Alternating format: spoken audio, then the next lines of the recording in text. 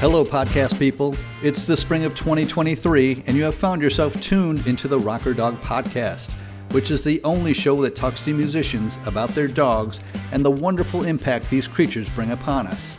I'm your host, Tim Dill, speaking to you with my sleeping dog, Charlie, a few feet away, and today we visit with singer-songwriter Butch Parnell, whose latest single, I Want to Run to You, is out now, and his next single, the much-anticipated Can't Fight Love, will be out June 2nd.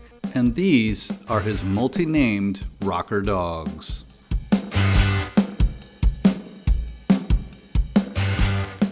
The current rocker dog, I guess it would be our newest family member, who is Homer. Okay. Homer came from Bucks County, Pennsylvania. He's a senior dachshund. And when he got to us, for some reason I was getting, I follow a bunch of rescues. And so this October, November, it felt like every dachshund rescue was just inundated with like 30. Right.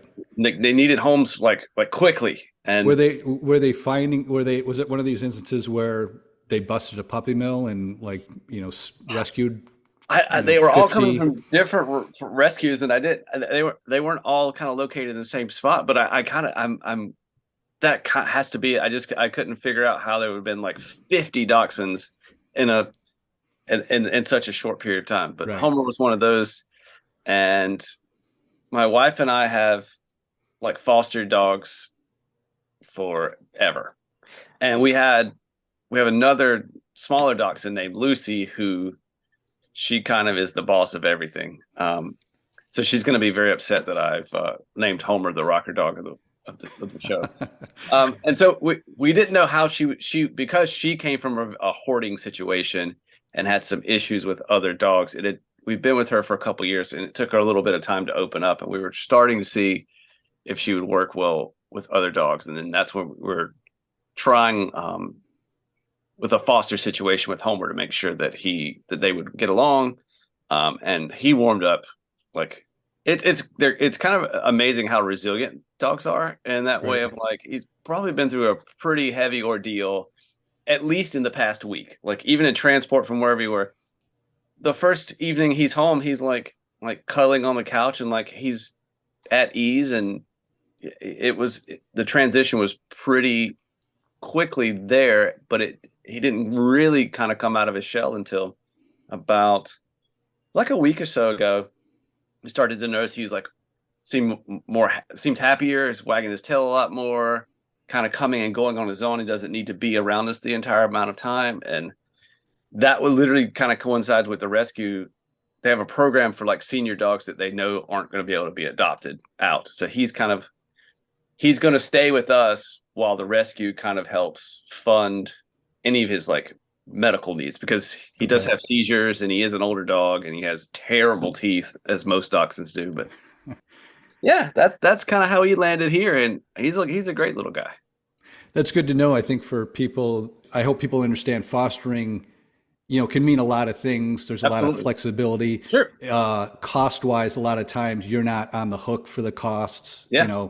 That's why these rescues are constantly raising money to help, pay for medical expenses and this and that. So, because fostering is a great way to ease the burden on, a lot of these shelters and rescues.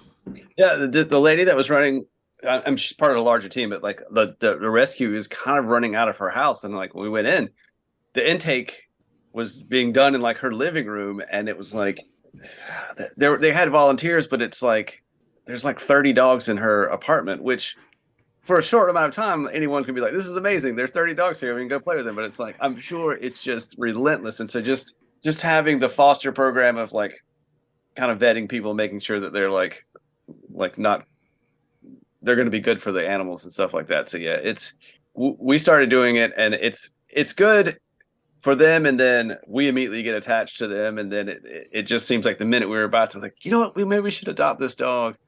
And then like someone comes through and adopts them. We're like, you know what? The dog's gonna be better because it's in has a bigger yard, or just, I don't have to travel as much. So it's like, it's always tough to let them go. But we're all like, I remember every one of them that we fostered. They're just wonderful to do. Well, it's funny. I have some names of fosters. I'll probably take you through a couple of them later just to say, who is this guy? What was the circumstances? But before I forget, how was Lucille? So was she receptive to Homer? Um, at first, they're pretty good. Like Lucille, she came from a neglect situation. We were during the pandemic, we lived in Nashville. I was working there. And as a result of like a warrant was issued to someone, and they had went into the house and they had all these dogs, and that she was like very, I think she weighed like 6 pounds at the time. Like she Oh was my about half God. her body weight. And so we were concerned that she had like aggression issues with food and like territory. So we're like slowly introducing her to other dogs. And on the street, she's not great. But my wife's mom has two Pomeranians that she just adores.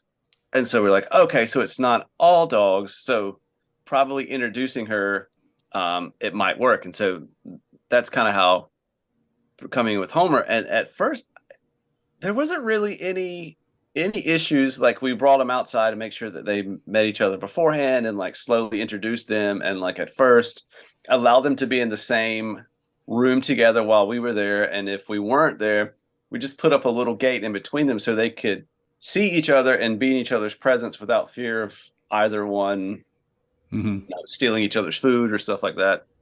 We're still pretty aware of them when we feed them, to make sure that like there's no still, because Homer has a little bit of food aggression, so does Lucy. So it's just they're slowly warming up to each other, to the point like when I left, my office is just in the front of our apartment, and they were asleep together on the couch. And so like it wasn't that day one they were aware of each other, but now to the point of like, we have these little like dog cams that we watch them to make sure everything's okay in the apartment. They're like usually on the couch together, just like snuggled up watching television. So it's. Yeah. How old do you suspect Homer is? Did they have any idea? I guess he's around 10. Okay. Yeah, and that probably checks about right. Like he was a little overfed when we came to it. He probably came from, what they're suspecting is he came from like an older owner who may have passed away, and that's how he ended up back in the shelter system. But very, very friendly and really wants to be on you all the time. But yeah, it's probably 10. So Okay. they kind of guess with Lucy that she was 5, but she has such, and still has such puppy energy. Like she probably was 2 when we got Right. her. Yeah. Okay. And the breed itself, it seems, looking through Instagram, you are kind of a Dachshund guy. Yeah. Where does that come from? Well, it actually came from my ex-girlfriend and I. She'd never had a dog in her entire life and always wanted one. Her dad was like, "No, you can't have a dog. You can't have a dog." And so we were going to move in together, and she was going to get a dog. And I was like, I don't know, there's too many things happening at once. Let's do one step to the next step. And she's, no. I've got the job that can pay for this. We have the apartment that says we're fine with They're you allowed. having. Yeah. And so she was on the rescues every day. She would send me something. Let me see. And so she found Winston. He was I liked Dachshunds, but I never was like, the Dachshund is my breed and that's how it's going to be. I always grew up coming from North Carolina in a more rural situation. We had more room, and so we had bigger dogs. Yeah. Moving to New York, the apartments got smaller, and so did the dogs. And it's just that size dog seemed perfect, and like immediately warmed up to Winston. Like I think it was just such a small frame with such a big personality. So Winston was kind of the impetus. He kind of like issued in the dachshund craziness. Okay. And your girlfriend at the time, she was just browsing, right? I mean, she probably assumed she wanted a small dog, to your point. She had no idea. She'd never had a dog. No So clue. it was happenstance that it was Yep. Dachshund, and once you got it, you were like, I like this. I like Yeah. this breed. Yeah, and so we were only together another 3 months after we got Winston, but from there we split custody. So I moved, I don't know, maybe a 10-minute walk away, and so for the next almost 10 years, we shared joint custody, and it became wonderful because if you ever had to go away, you knew someone that you could leave your dog with that was going to love it and take care of it as much as you would. Yeah. Knows the dog.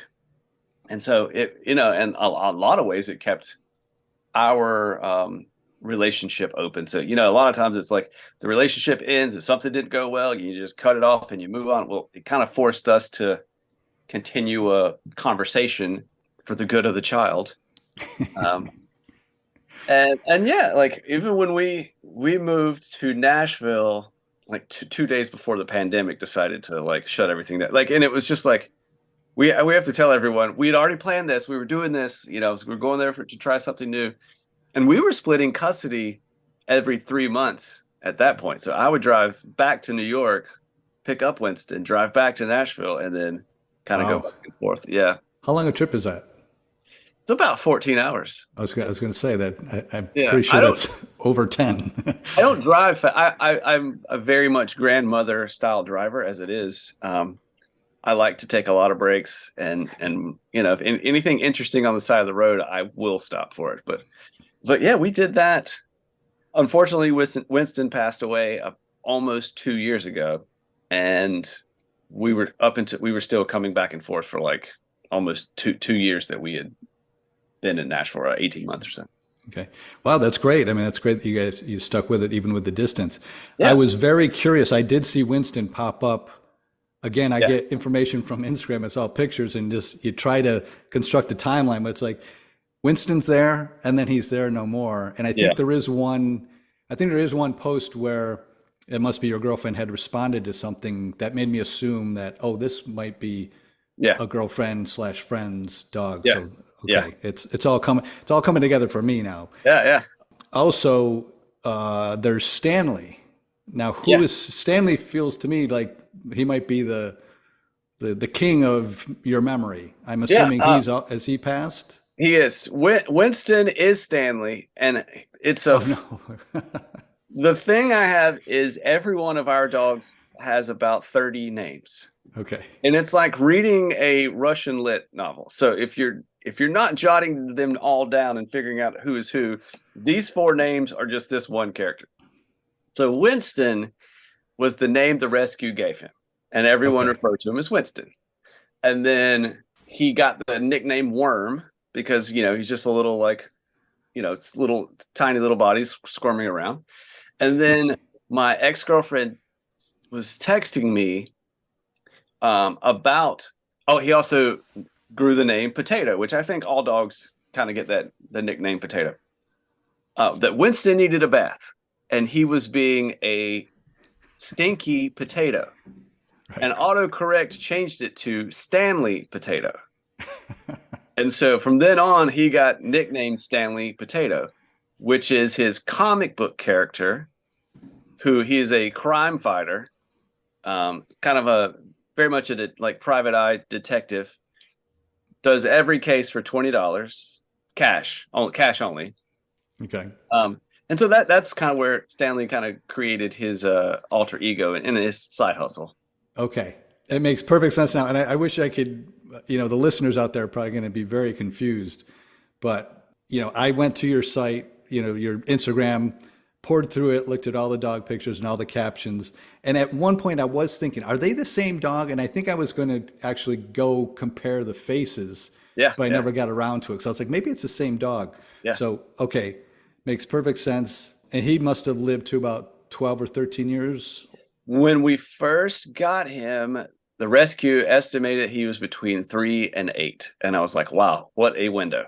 And if he were 3, then he would have been like 15, something like that, 15. Yeah. So yeah, it could have been 15 to 17. He was up there. Like he had no teeth. His tongue completely was hanging out the entire time. But oddly enough, like very, very active and very spry up into the absolute last minute. And it was one of those things where he had an issue with his back legs 3 months prior, and he was in recovery from that and doing well. And we were about to come back to New York to pick him up. And it was just kind of a relapse. And they went into the vet, and then that's when they found out that he basically had just been like eaten up with cancer inside, and then so it was the most difficult thing was like having to pull the decision of, in the middle of COVID, in a different state, your ex-girlfriend and her partner are in an ER, and they're saying we have to make a decision right now what to do. And so it's like over Zoom, I don't recommend it, but I am thankful that it was very quick and it wasn't deteriorating to him. Right. So, yeah. Well, I'm sorry for your loss. I feel like I've been getting to know him through the photos, and he does have his own feed, his own page. He seemed to be a very funny dog. Yeah. I want to eventually one day partner with. I have zero artistic talent when it comes to drawing. I mean, I was probably much better in second grade, but I want to partner with someone who knows the world of comic books and kind of create a Stanley Potato comic book series of a dog that solves like mysteries that aren't really crimes at all. It's just like who moved my bowl kind of deal, that kind of thing. So. Yeah. And was he not a fan of baths? Is that one of the posts I saw that he was? No. Okay. Yeah. But needed them often. Yeah, quite often. Yeah. Yeah, being a long hair, he would just pick up everything. It's just like he's basically a Swiffer. He's walking through the house. Everything's sticking to him. So. I didn't think of that. It's curious. I didn't know much about the breed. I mean, since doing this show and seeing the different breeds, I never really realized how much exposure I had to so many different breeds. But that's one breed I can't really think back to a friend or a relative having, and just looking it up, I was surprised to hear the meaning of the name is badger dog, because they were used to ferret badgers out of their holes. And that kind of explains their shape. Yeah. And they were one of the first 6 breeds recognized by the American Kennel Club, which seems amazing to me. Yeah. Yeah. So back to fostering, how did you guys first get involved in that? Because like I said, I know I'm going to throw out a couple of names at you to get some stories if there's any behind them. But what was the impetus to the beginnings of that?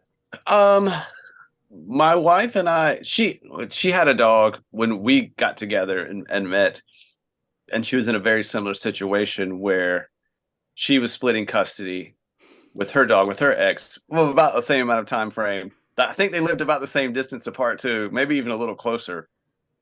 But they had a lab and dachshund mix. So that dog, just think of like an 80-pound long sausage on legs like that. I mean, just terrible for the back and the whole thing, but the cutest dog ever. And just, you couldn't walk down the street without someone stopping you to be like, what the heck is this kind of deal? Yeah. So a lot of the times it would line up that we'd have neither of the dogs. They're off 2 weeks with this person or 2 weeks with that person. And so we decided, we're like, well, maybe we should kind of in the off time see about fostering other dogs, and then introduce our dogs to other dogs, because eventually we'd definitely like to have a dog that doesn't have to go on vacation to the other parent's house at any of the times. Mm-hmm. And so that's kind of where it would start, was to be like, all right, we'll foster this dog and see how they work with this dog. And eventually the lab dachshund moved to LA, and his backstory, he owns a saxophone emporium and Christmas lights. So every dog has a just insane story. So that's the whole reason he moved to LA, was to open up a Christmas lights warehouse. Wow. And so now we only have Winston, and so we only have Winston for 2 weeks. And so every 2 weeks or so. And then, so we were introducing, we'll bring a small dog, and this dog, like, Winston loved every dog. Like, it didn't matter. Like, he would get along with every one of them. So we bring this dog in and be like, oh, and we never fostered one single dachshund. It's just like whatever they needed. And so that would start, and we'd be like, oh, maybe we should adopt this dog. And then, as I was saying before, they would get adopted and they go away. And, we still follow them on Instagram, and they're like living the best lives ever, which is great. But that's kind of where it started. It's like we had a hole in our calendar for 2 weeks for dogs, and then we just wanted to see how it would be. And it's always been wonderful. So. Now, I immediately go to, since you just explained that arrangement with your wife was the same arrangement that you had with your ex-girlfriend, mm-hmm. Did everyone always get along? Did you Surprisingly, get along with her ex I and did. she get along with your ex? Yeah, yeah. It's kind of unheard of, to be quite honest. Like, when the dog moved to LA, they came back to the East Coast and got married, and we went to their wedding. The dog, unfortunately, passed away about probably about a year before Winston did, because of like old age and like back issues, and it being Yeah. that kind of a. But everyone did. They got along, and my ex moved to Chicago, and she and her partner just recently, probably maybe 2 years ago, a year ago, a year ago, they fostered another dog that they kept, Oh, which is great. a dachshund mix, named Jasper. Excellent pup. But yeah, it's everyone is gotten along. Once they got their new dog, we sent them a welcome package of like, welcome the new dog to the family and all that kind of stuff. So That's great. And the custody arrangement was it 50-50, or was there always like a primary it, caretaker? it And was always 50-50, and it was interesting.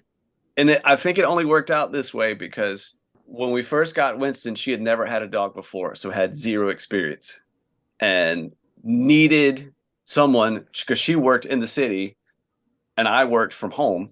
She needed someone to take the dog in and out, and mm, kind of like while we were, and so I kind of like almost sweat equity my way into like a 50-50 share, and it stayed that way, however 10 years or so, until we decided we were moving to Nashville. And that was the only time that there was any negotiation, because it was going to be, all right, Winston can be with you for 1 month, every 6 months in Nashville. And I'm like, okay, this is not going to work. How can we? Even at that, I was like, this could go. Look, we could have 10 years of great communication and negotiating, because we live across the borough from each other. But now, yeah, but it did. We got to the point of like, how about every 3 months? It's 50-50, and we'll start there. And if I think a lot of it was, let's try this, and if it doesn't work for either, we'll come up with something. And I think part of the ability to do that was I was willing to do transport. hmm, So it was, the heavy lifting.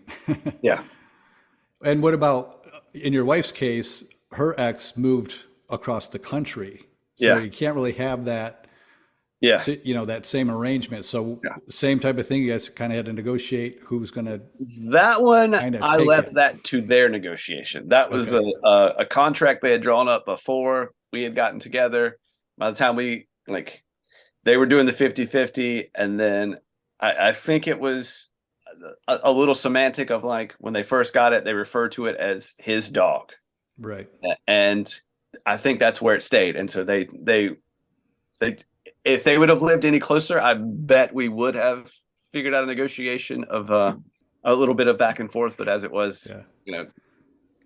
He's not great in the car, and even worse on an airplane. So It's just comical to think if it came to a court case where it's like, all right, let the dog decide, and you have two people sure, yeah, egging the dog on to come to them.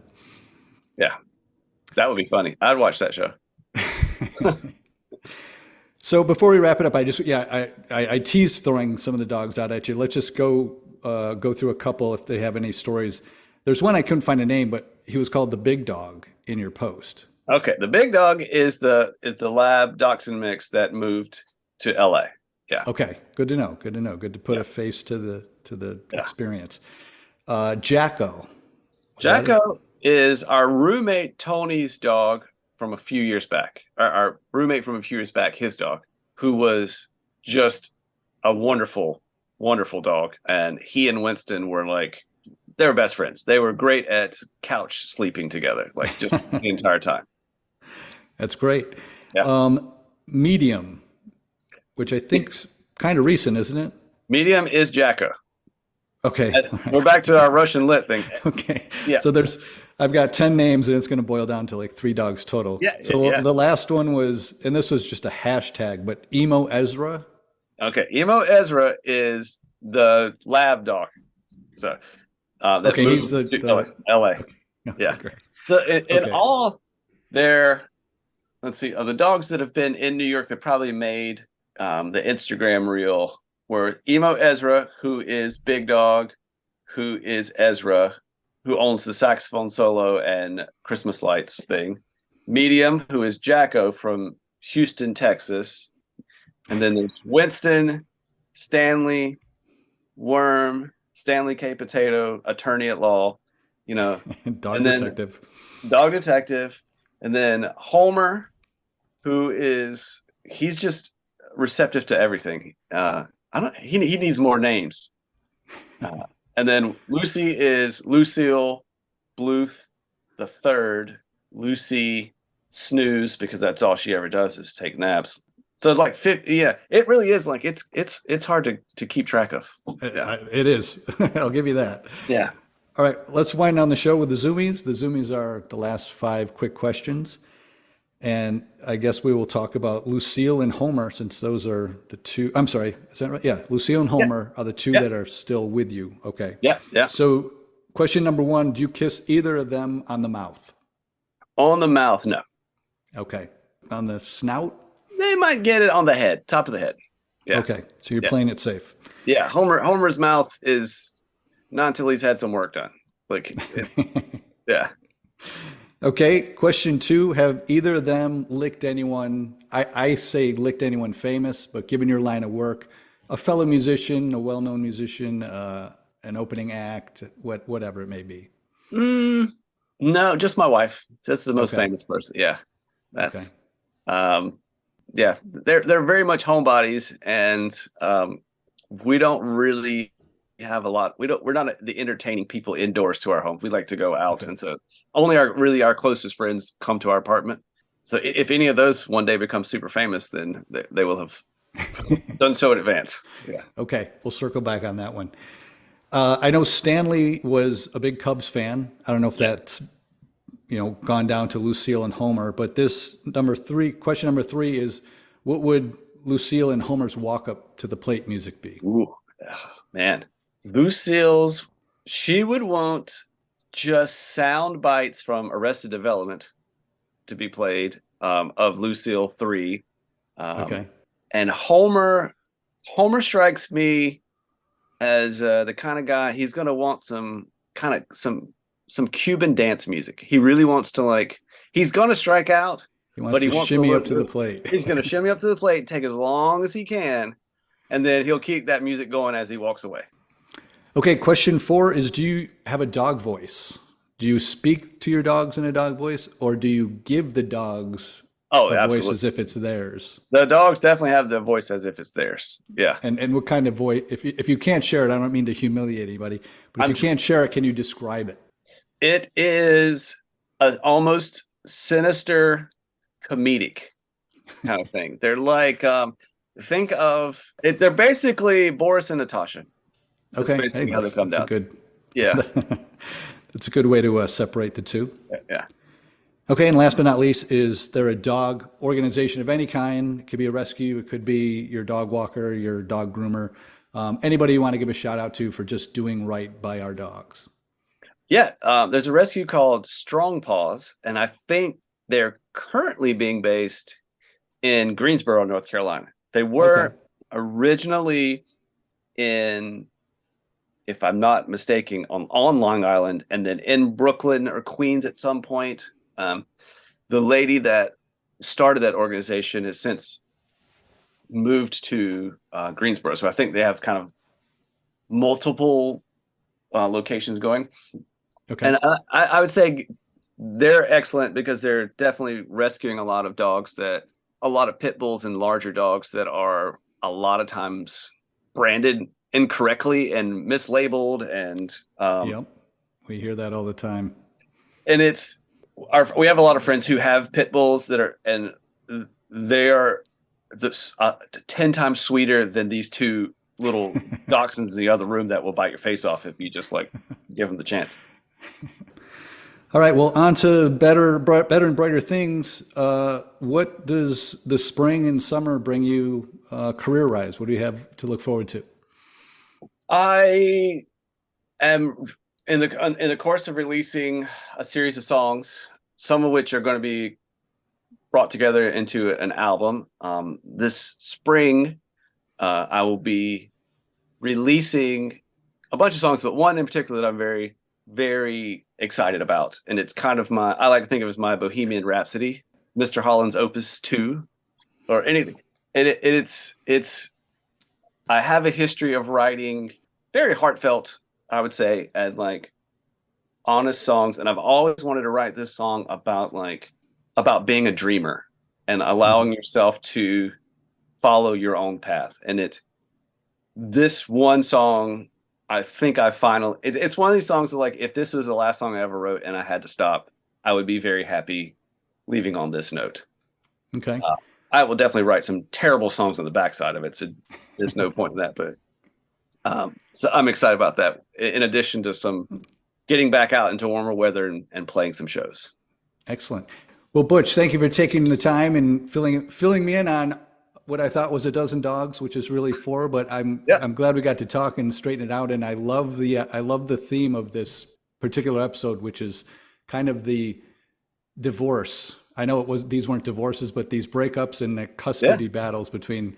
I didn't see that coming, and that was a pleasant surprise. So thanks for sharing. And the thing is, like, it's not always a bad thing. Like it actually, I think, in a lot of ways, having the dogs saved some friendships as well. Yeah, and created. The dogs probably loved it. It's probably like getting 2 Christmases. So they they get spoiled at both places. Yeah. Well, I think if you're a true dog person, you completely understand. Yeah, I think ultimately we were trying the back and forth, especially with the long distance, and it really was going to come down to, because Winston was an older dog, whatever's best for him. If we feel like the travel is too much, then we would have definitely been like, I would have conceded and been like, all right, you may take Winston from here on. So okay. Glad it didn't come to that. Well, best of luck come summer and fall and the rest of the year and beyond. And pleasure to get to see you, and hopefully I'll be able to see you live sometime. Absolutely. Thank you so much for having me. All right. My pleasure.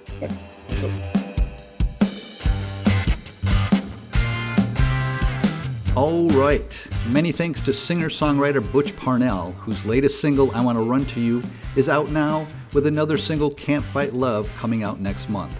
So follow him on Instagram to keep tabs on his music and comings and goings. The dog organization Butch highlighted is Strong Paws Rescue, whose mission is to rescue, rehabilitate, and find loving homes for dogs in need locally and beyond. They aim to reduce animal overpopulation in southern shelters and to prevent owner surrenders by connecting their community to needed resources. To adopt, foster, donate, or volunteer, go to strongpawsrescue.org to learn more. Thank you for listening to our little podcast that could. We'd love to hear from you, so follow us on Instagram at Rocker Dog Podcast and say hello, and check out the pictures and video clips of our guests and their dogs. Be sure to hit subscribe on the podcast so you never miss a minute of an episode like the one we have coming up next week with an artist whose last few collaborations were with John Legend, Miley Cyrus, and Brandi Carlile, so you know he's no slouch. Okay, we've said all there is to say. Until next week, take care, everybody.